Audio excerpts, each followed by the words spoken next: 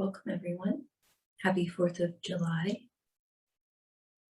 Today's beautiful day outside. I hope that you and your family and friends are able to enjoy the day and find some peace and happiness with each other.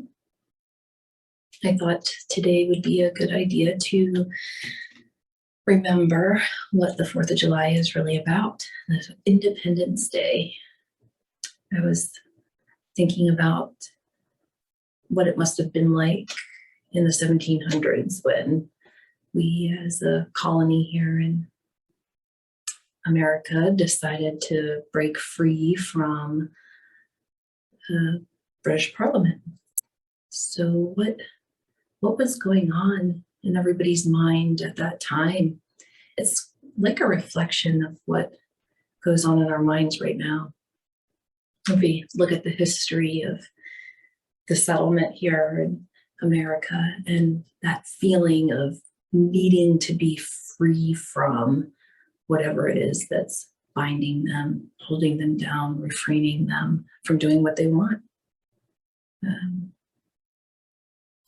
We're like that even today, even without being under the British monarchy, we still have the feeling of needing freedom, needing independence. And we celebrate it every year, the fact that we have independence, and yet sometimes it seems like it's never enough. Fight every day for our freedom, protesting, rioting, wars. All kinds of things are happening in the world, and in particular in the United States. We continue to try and maintain our freedom and grow our freedom, improve our resources, and make our lives better. And not much has changed. We continue to have the need for more. We continue to have war. We continue to not have what we want. And like reflecting back on the 1700s when we first claimed independence, it was claiming independence from something external, something in our world outside of us. And we have this very strong sense of this is me and that's them. There's me and then there's everyone else. If we think about our body and our mind, we kind of identify with that. We think this body and this mind, that's me. That's what makes me who I am. And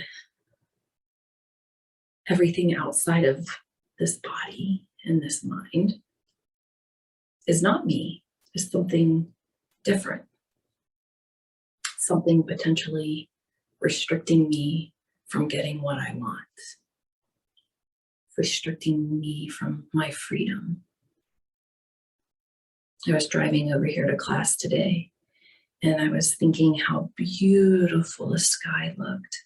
Perfectly blue sky, not a single cloud anywhere. I couldn't see a cloud anywhere, not even a little tiny wisp. Pure, perfect blue. No obstructions. Completely clear. And I was thinking how beautiful this perfect blue, corresponding perfectly, coordinating perfectly with the green trees. It's turning out to be such a beautiful day. The sun shining, it's nice and warm.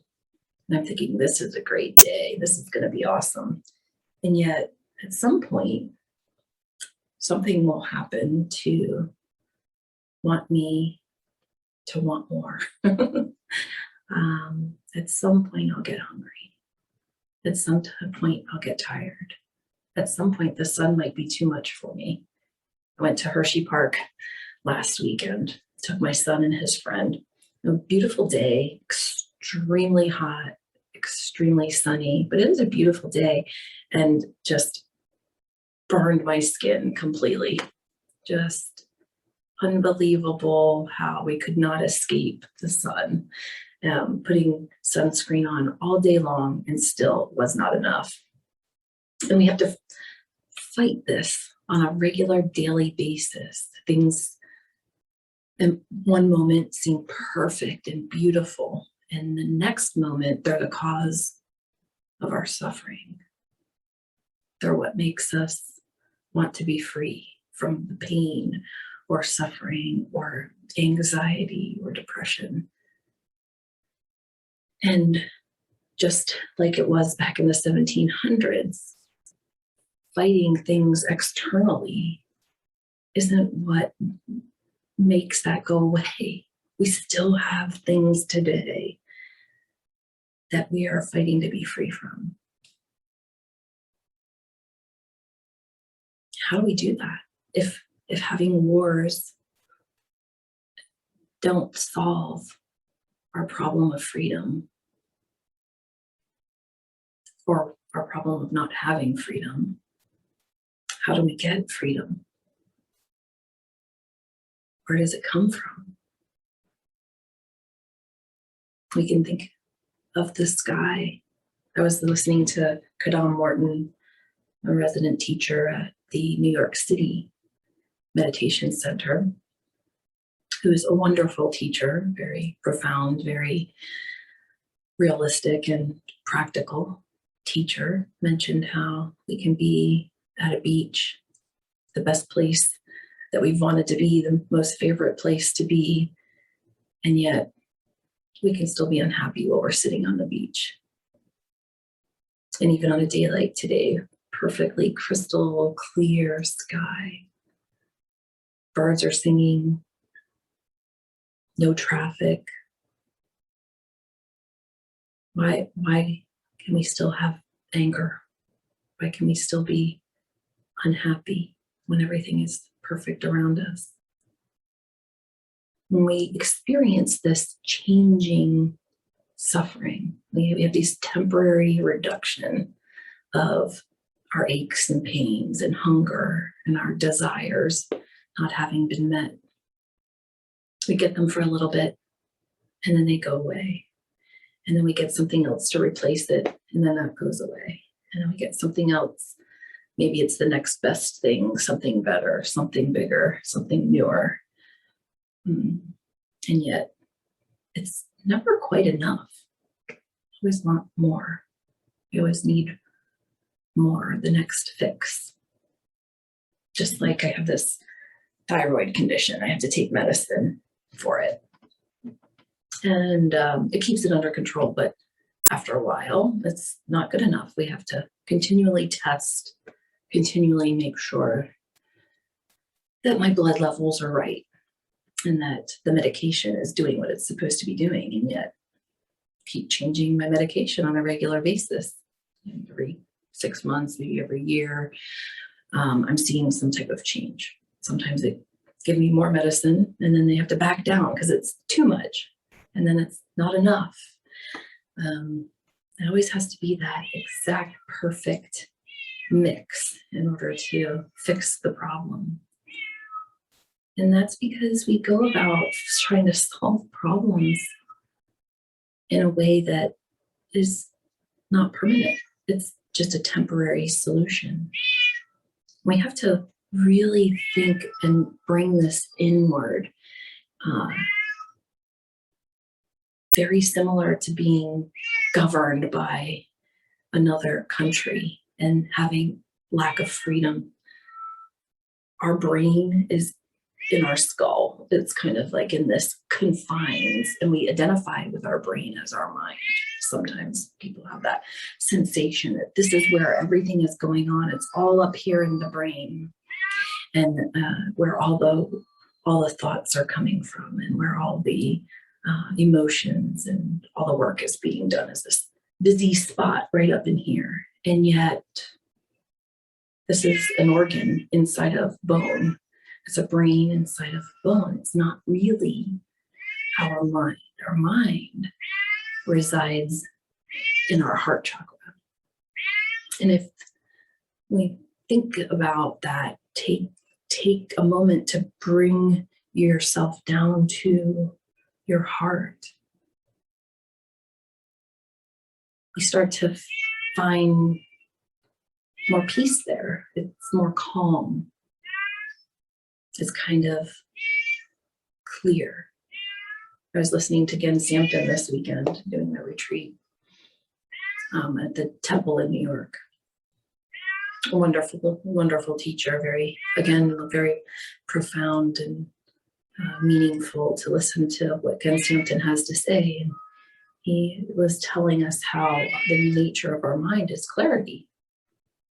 It's clear, unobstructed, formless. And when we meditate, our goal isn't to just get peace. When we meditate, we feel peaceful, we feel calm. That's like something that comes from meditation. But our goal in meditation is to make a difference, make a change, a paraphrase from what Gen Sampton said.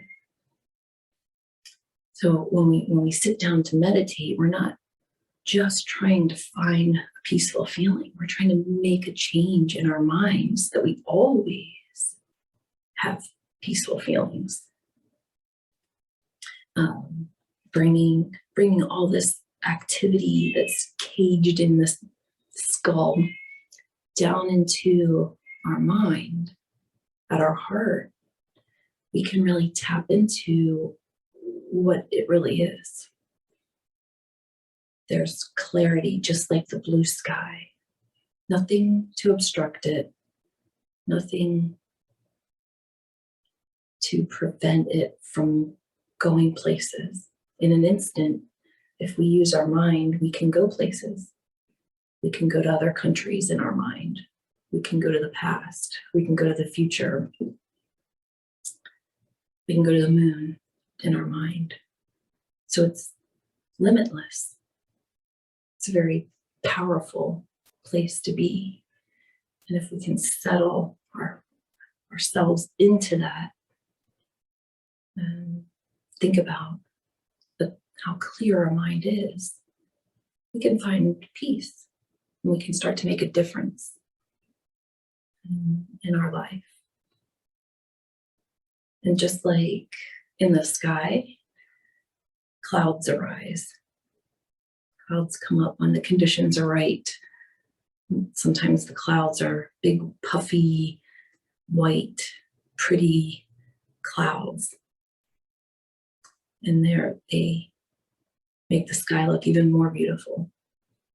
And sometimes they're wispy and frantic and all over the place and don't really have any kind of organization to them. They're scattered everywhere.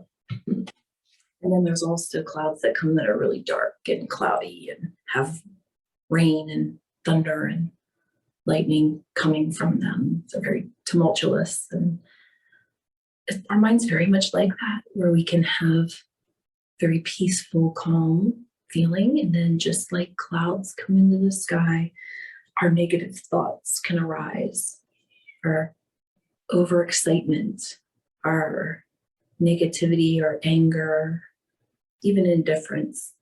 We kind of have that, like I was saying earlier, that sense of this is my body, this is my mind, and therefore it's me.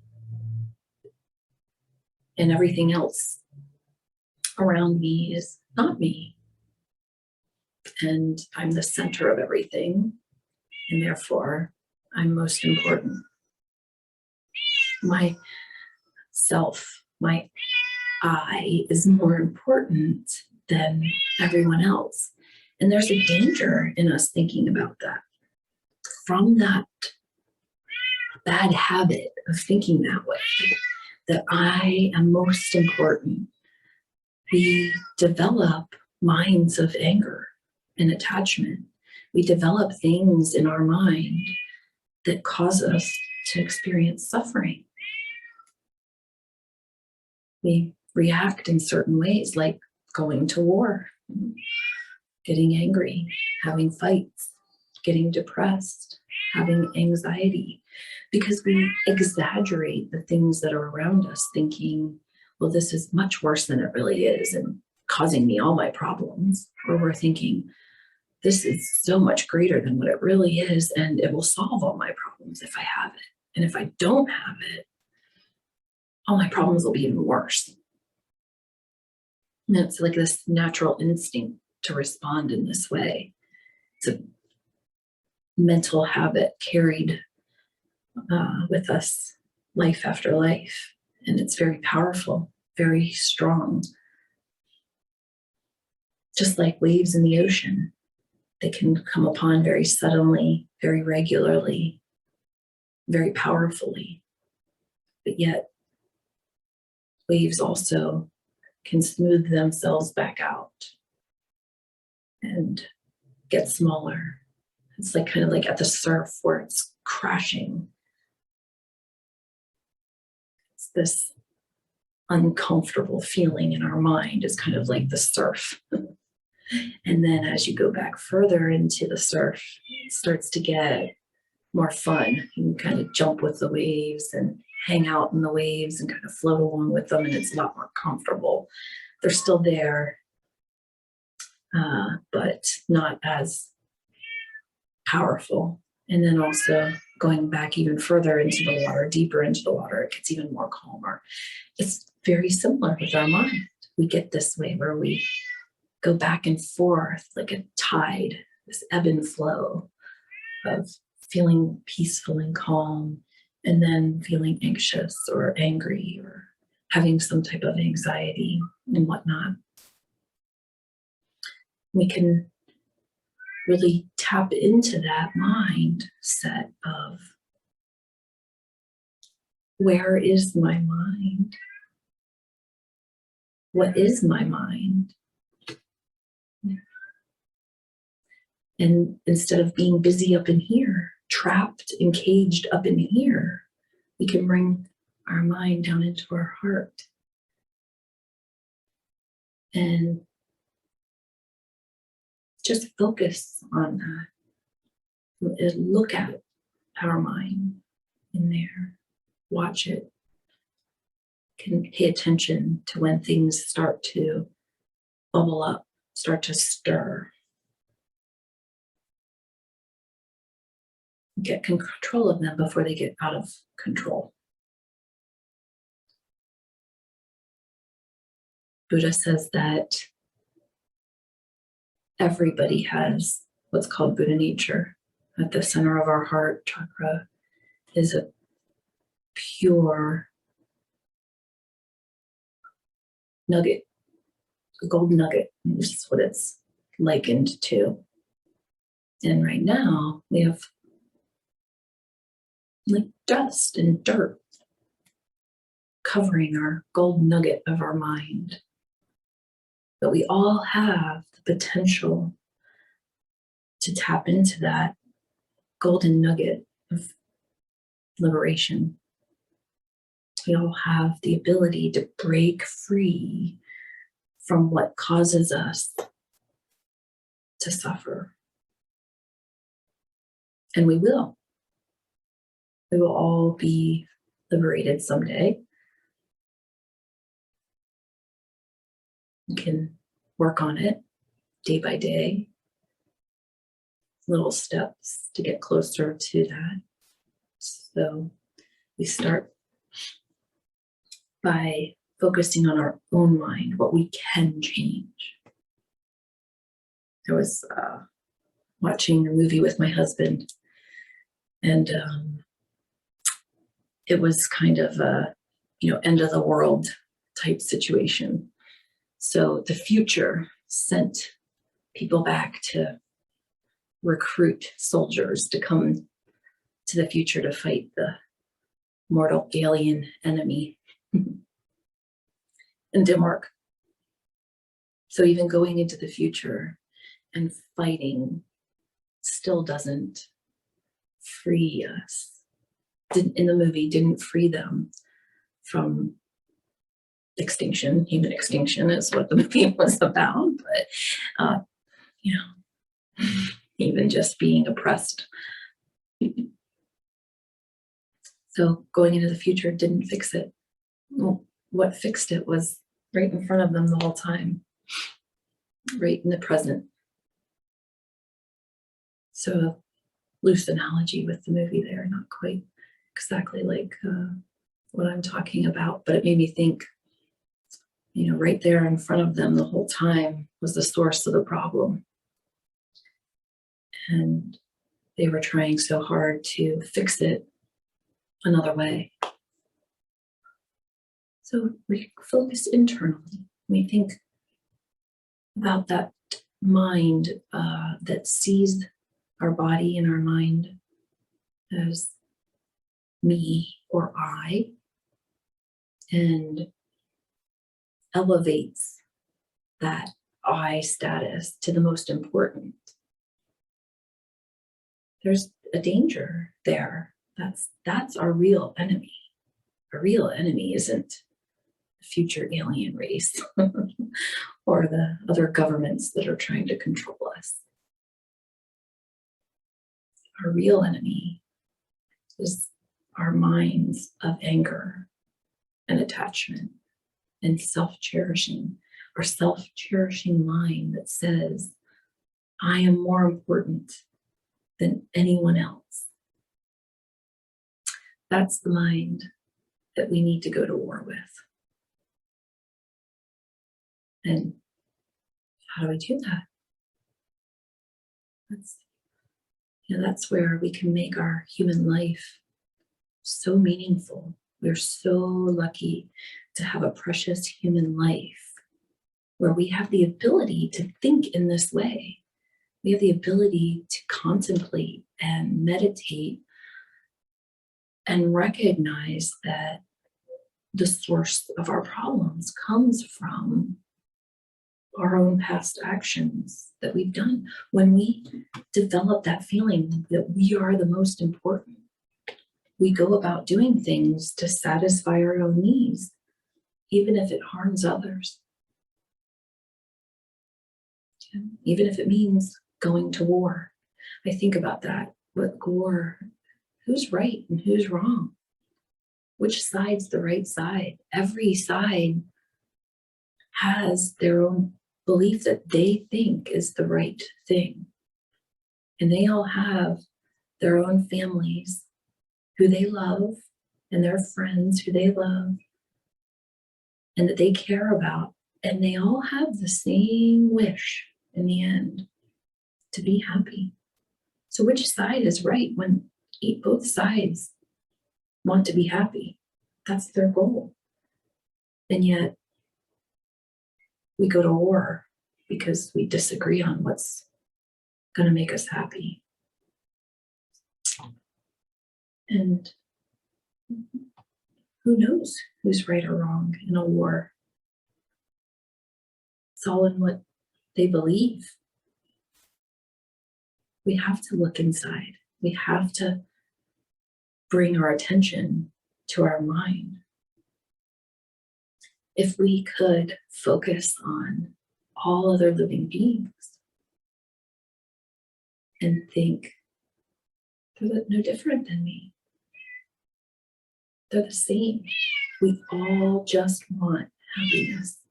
And maybe you can hear this cat outside the door. We have a center cat who's been using the patio. And right now he's meowing ferociously. I don't know what he wants. I fed him. I gave him water, pet him, and yet something is going on in his mind. It's not enough. I need more. And I'll go out and check on him, make sure he's good, but he is definitely alive because he is, if you can't hear it, I'm surprised because he is extremely loud, hollering cat. And you may be sitting there thinking, I can hear that cat, and I'm trying to listen, and it's disrupting me. And we go about this like that cat is annoying me. What what makes me feel that way is that I think that me right now teaching this class without interruption is more important than what that cat needs. And the cat could care less that I'm teaching class. It wants whatever it wants. Who knows what it wants right now? And this is how we have to interact, and this is how we deal with things. It's exactly like this teaching manifesting during this teaching. This cat interrupting me. And if we can try to find that balance that, hey, that everybody is just looking for some type of peace, some type of happiness. Most everybody wants to have love in their life, someone to love, someone to be happy with, or even if they're alone, to just have a peace of mind, be calm and be happy. And in that way, we are all the same. In fact, I am only one where others are many. And following that train of thought, if I'm only one and others are many, are they not more important in that sense?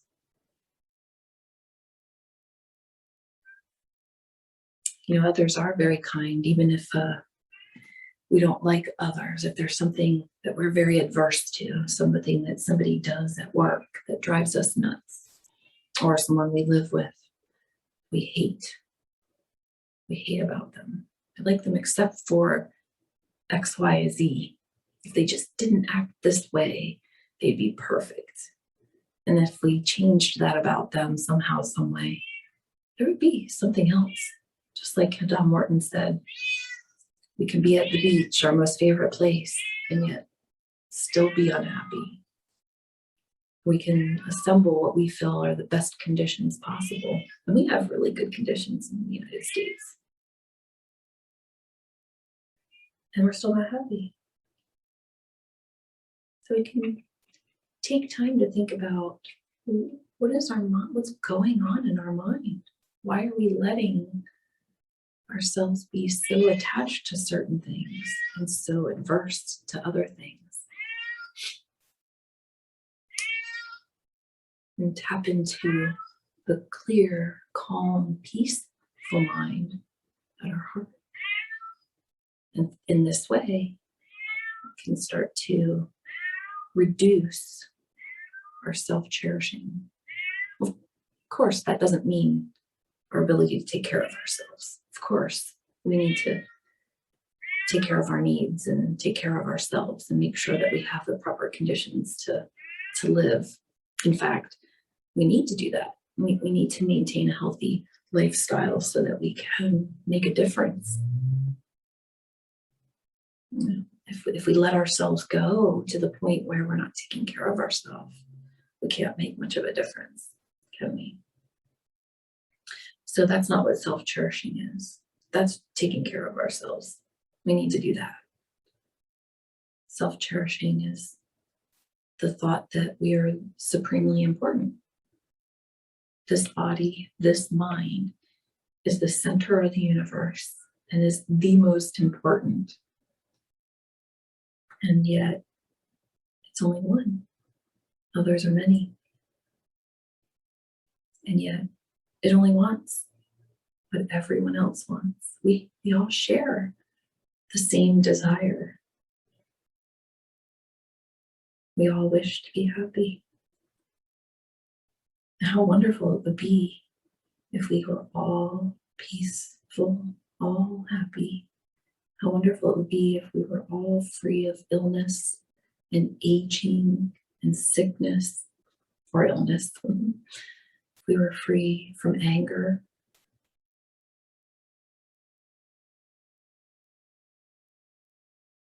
If we were free from aches and pains in our body. If we were free from death.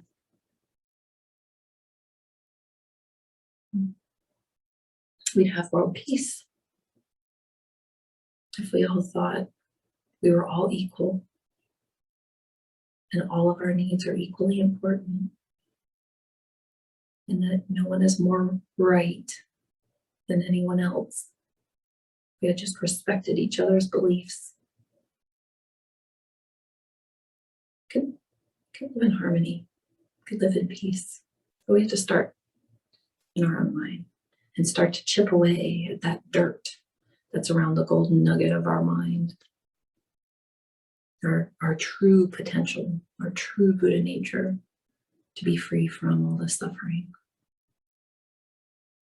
So think about that while you're enjoying your picnics, enjoying your 4th of July celebration. And I hope you have a wonderful day. Thank you.